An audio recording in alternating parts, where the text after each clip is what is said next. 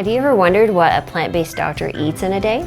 Well, I'm going to share with you what I eat every day.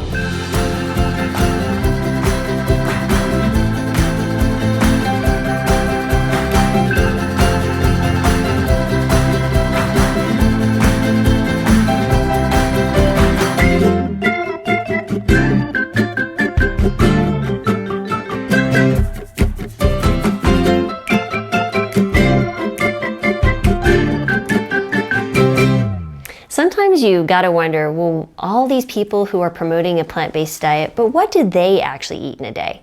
Well, I've asked even some of my own friends who are plant-based doctors when I first started, well, what do you eat every day? Just to get an idea of what these amazing people are doing in their daily lives outside of what they recommend for patients. So over the course of almost 9 years, I've kind of a creature of habit. I'll just share with you what I eat on a regular day, and then some of the things that I can do when I go traveling. How do I stay on a whole food plant-based diet? Well, number one, I have eaten oatmeal for many, many years. I used to eat rolled oats regularly, but then I wore what they call a continuous glucose monitor. It's typically made for diabetics. I am not diabetic, but I learned a lot about the body's response to even slightly processed foods. And when I saw that when I'd eat the same thing, which is oatmeal, blueberries, a banana, pumpkin seeds, a little bit of ground flax, and maybe some soy milk, I saw the rolled oats really increased my blood sugar. I mean, it got up to like 160 something. And I was like, whoa. And then I moved to steel cut oats, which is one step before the rolled oats in processing. And it barely registered at like 135. So now I'm eating steel cut oats. So it's steel cut oats, some blueberries, a lot of blueberries, one full banana, about I'd say about 1/8 of a cup of pumpkin seeds. That's a good source of zinc. And then soy milk. And literally, that's my breakfast every morning. It takes a little bit more time to cook, but it's well worth it. I feel great, good energy through the day, fuels my later morning runs, and so that's what I do. Now, some people advocate eating vegetables for breakfast only. That's fine. I'm just about whatever you can eat plant-based, suit it and put it in your life. That's the main thing. So then you have lunch and dinner. So lunch is oftentimes leftovers from our dinners. I'm a big fan of batch cooking as we're all super busy. And lunch many times includes some type of bean, on occasion a grain, but typically it's bean and vegetables. Most of the time it's a burrito or a bowl of some sort. We had sprouted some mung beans recently, and so I had a ton of vegetables from our CSA, or the Community Supported Agriculture. It's kind of like a co-op where they deliver for 20 weeks through the spring, from spring through fall, these amazing local vegetables and some fruits. So that I had every conceivable vegetable you can imagine. We had peppers, we had kale, we had the mung beans, we had onions and broccoli and cauliflower and all these amazing things, and then just seasoned it with a particular sauce. It had a little bit of peanut butter, it had some cumin in it and some turmeric, a little bit of sweetener. I used maple syrup, and that was delicious. And so we have that. Oh, and some tofu. I did actually bake some tofu at 350. And what I do is I crumble firm tofu up and I put it in a bowl, and I sprinkle my whatever seasonings I want on it, spices, and I mix it up real good. I put that in the oven about 350 for about 15 minutes, and then it makes it a little bit more crispy cooked, and then I actually mix that with any type of stir fry that I'm doing, where I use water, I don't use oil. And that was really, really good. So, and then I made some wild rice to go with it, and honestly, we're on day 3, that'll about be going soon. Do a ton of soups, like butternut squash soup. We got a bunch of acorn squashes, so I roasted those, and then I scooped it out and I made like a acorn squash mash. It literally is just mashed acorn squash, so it was really delicious. You could do that with sweet potatoes, regular potatoes, all that type of thing. We had a ton of apples, so I've made apple crisp. I've also used the apples, and I made apple butter for the first time. That was really good, just a little bit in my oatmeal to kind of add a little different texture and flavor to it. And what else for lunch? Those are the main things. Honestly, I try to incorporate as many of the ingredients that need to be used up in the refrigerator. We really want to be as least amount of wasteful as possible. So that's what we're doing. Like, okay, these carrots need to be used up. What can I use?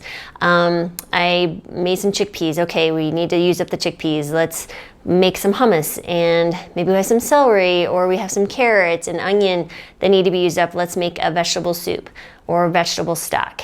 So those are the things there. Dinners, we like to do, the family comes together as often as possible. Again, those are often times of bowls. Everyone can put in them what they like. I'll do big bowls of things like bean chili, again, soups, and then there's always some type of side dish of some sort. Maybe that is some, oh my goodness, there's just so many different things. I like mashes and soups and then salads, tons of different ways of incorporating your greens. I'm not a huge salad person, but I do make sure that we do have some type of salad already pre-mixed. So maybe we got some greens from our CSA, or they were on sale at the store. And so that'll be the base, put in carrots and tomatoes, and if there's some radishes, you can put in all sorts of things. You can make it a sweeter, more savory. You can do any type of flavor you want in your salads. And then I used CaliforniaBalsamic.com, has some great little tester of these little vinegars that are oil-free. And actually that's been a lot of fun to put those on the salads, and I'm finding I'm actually eating more salads because I have those available. So that'll be something I'll continue. So that's pretty much it. It's a fairly straightforward process on just what I'm eating at home, which we eat at home, I'd say 90% of the time. And if we do go out, what I look for is, of course, a vegan menu. If they have that, that's great. And then I look for the least processed kind, right? So we went recently to celebrate my son's birthday, and we went to a little place that had a kind of a Mexican fusion type of flavors going on, and they happened to have a bowl, but it had cheese on, in the menu it had cheese in it, and I think one of the sauces that they had also had some dairy. So I just said, can you hold the cheese and hold the dairy? So it ended up being rice, and it had black beans, it had some different types of salsa, and a variety of like onions and different things. I said, can you add a little avocado, and can I add some sweet potato? And they did, and it was absolutely delicious. Actually, it was so much that I only ate like a third of it, and the family ate the rest. So those are some things to look at, is look through the menu, say, can you remove this and add that? Try to get your money's worth, because sometimes they'll try to charge you the same price for the, chicken pasta, and you say hold the chicken and they still charge you. Well, what else can you add on that? Can you add some steamed vegetables? Can you do some other things? So that is just my thoughts when I go somewhere looking for foods that's still going to satisfy my hunger, but also enjoy the meal with my family, not feeling like I'm being deprived.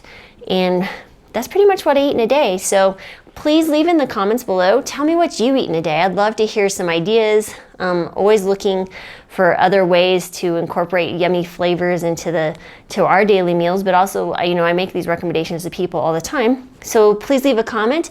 And if you have a question for me, please also leave that in the comment. It can be health related, it could be lifestyle medicine, it could be habits formation. I'm a big fan of that. Exercise, anything you like. I'm here to help and serve you as much as I can. So if you can just leave that in the comments, and we'll pick one a week, and we'll do the best I can to do a deep dive in on that question. So thanks for watching. Thanks for watching, and I hope you enjoyed that video.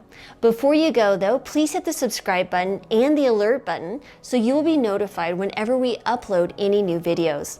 On Monday, we upload the Healthy Human Revolution podcast.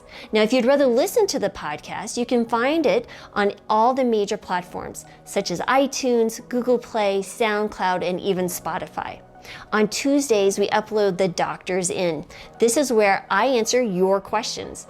Thinking of that, could you please comment below any questions you might have about health or wellness, or any topics that you would like me to cover?